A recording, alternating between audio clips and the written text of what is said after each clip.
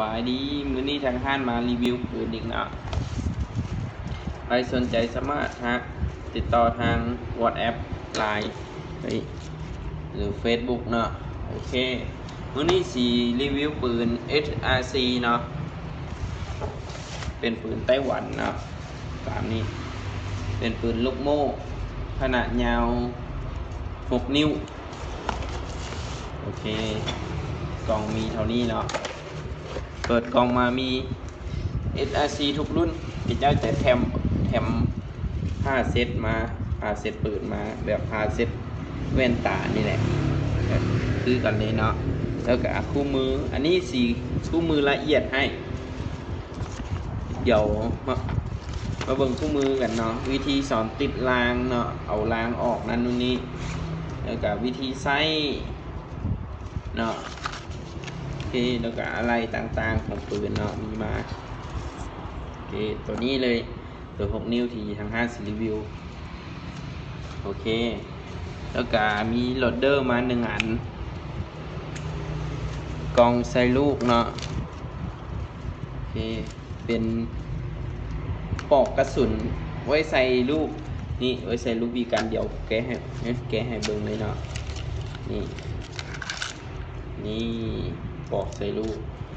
ตัวนี้มันสิเป็นปอกหัวดำเนาะเป็นอย่างนุ่มๆเนาะโบคือของค่ายอย่างว่าวินกันเป็นอย่างแข็งๆแต่เป็นนี่เป็นอย่างนุ่มเนาะมีโลโก้มา SRC มา6 มิลลิเมตรเนาะขนาดลูกกระสุนโอเค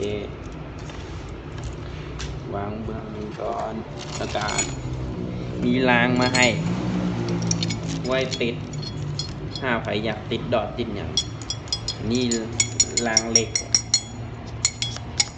กมาให้เลย อย่างงามเนาะแล้วก็เจ6 เหลี่ยมไว้ขันน็อตอยู่รางน็อต6 เหลี่ยมไว้ขันเนาะโอเคแล้วก็สุดท้ายเป็นตัวปืนเนาะเมื่อแล้วในกล่องเป็นตัวปืนเนาะยาว6 นิ้วลำกล้องหน้าแต่นี่นี่6 นิ้วโอเคแป๊บนึงปิดกล่องก่อนตัวปืนมีลายมาหน้าปอกหน้าลำกล้องเนาะเป็นลายคือลายกันลื่นของปืนนั่นแหละเป็นมา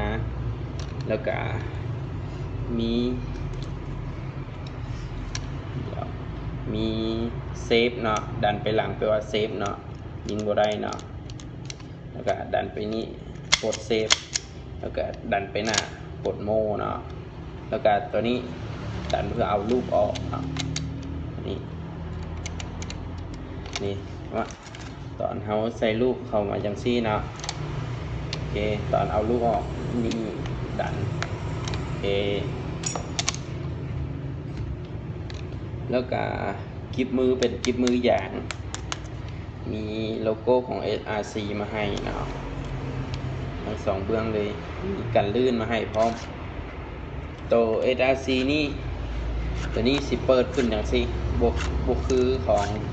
เปิดประตูเนาะบวกคือของอย่างว่าค่ายวินกันเนาะสีถอดออกมาได้เลยเนาะตัวนี้กับขันคือกันเนาะแบบกันเนาะแล้วก็โอ้มีศูนย์เรือนแสงมาให้นี่เรือนแสงดีที่เจ้าตัดบนเนี้ยบเนาะชิโปออกมาบวกคอยงามเนาะนี่ถ้าใครมีเวลาเอาคัตเตอร์มาตัดเนาะตัดให้เนียบๆน้อยนึงพอดีงามเนาะตัวนี้แล้วก็เจ้ามีวิธีสอนนี่สอนการปรับศูนย์อีกเนาะนี่หมุนไปตามนี้เลยหมุนไปหมุนมาตัวนี้คือกันเนาะโอเคแล้วก็มีอย่างอีกลำกล้องตรงนี้ลายคือกันเนาะแต่ตัวนี้สีบยิงมาโลโก้มาให้เนาะใครอยากได้โลโก้อย่างไป ไปห้านยิงเลเซอร์ได้เลยเนาะบอกกับเจ้ายิงให้ยิงได้โอเคตัวปืนก็มีเท่านี้เนาะลำกล้องกะใหญ่กว่าของค่ายอื่นเนาะกล้องใหญ่ท่อไนท์เป็นท่อเงินแล้วก็ทั้งไนท์อีกสั้นหนึ่งเนาะในกล้องมันสิบ่เห็นเดเห็นบ่ในเกาะในทางในมันมีอีกสั้นหนึ่งเดี๋ยวเขาเบิ่งครับเป็นท้องเหลืองนี่แหละโอ้โหคือกันมันมืดโพดโอเคแล้วก็ตกปืนก็มีเท่านี้เนาะเมื่อแล้วเนาะโอเคเดี๋ยวมาเบิ่งความแรงของตัวนี้กันเนาะตัวนี้กะขึ้นนกยิงได้คือกันเนาะเบิ่งความแรงกันเนาะก่อนอื่นวิธีใส่แก๊สโอเคสอนวิธีใส่โหลดเดอร์เลยเนาะโหลดเดอร์นี่ยิบเท้ากดเนาะปล่อยอย่างซี่เลยเนาะก็เอาลูกใส่ให้ครบหุบ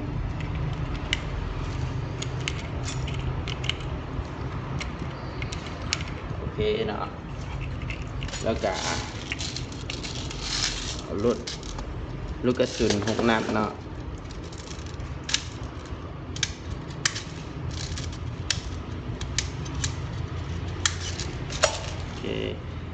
ใส่ที่หัว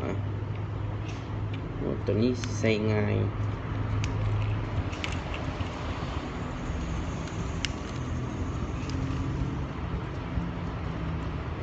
โอเคใส่แล้วเนาะแล้วก็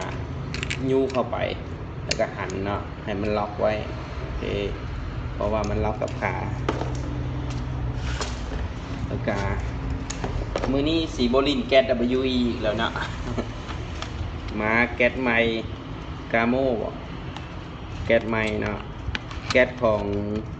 อเมริกานี่เลยก็จะมีเขียนบอลผลิตมาให้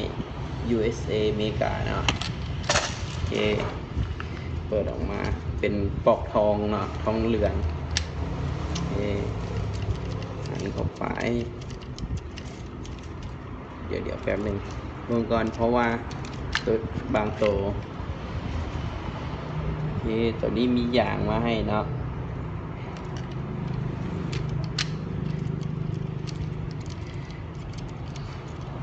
หมุน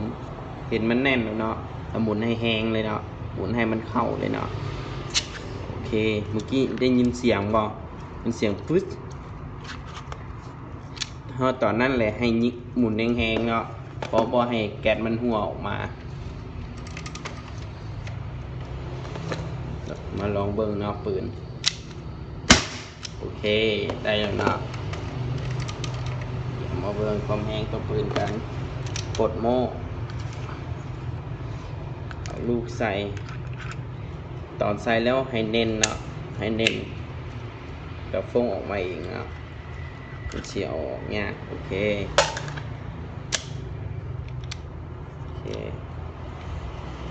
ขึ้นนกแบบหนึ่ง500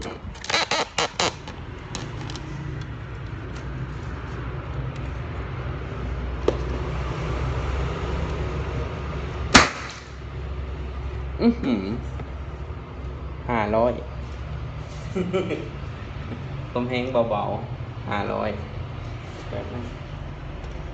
นัดที่2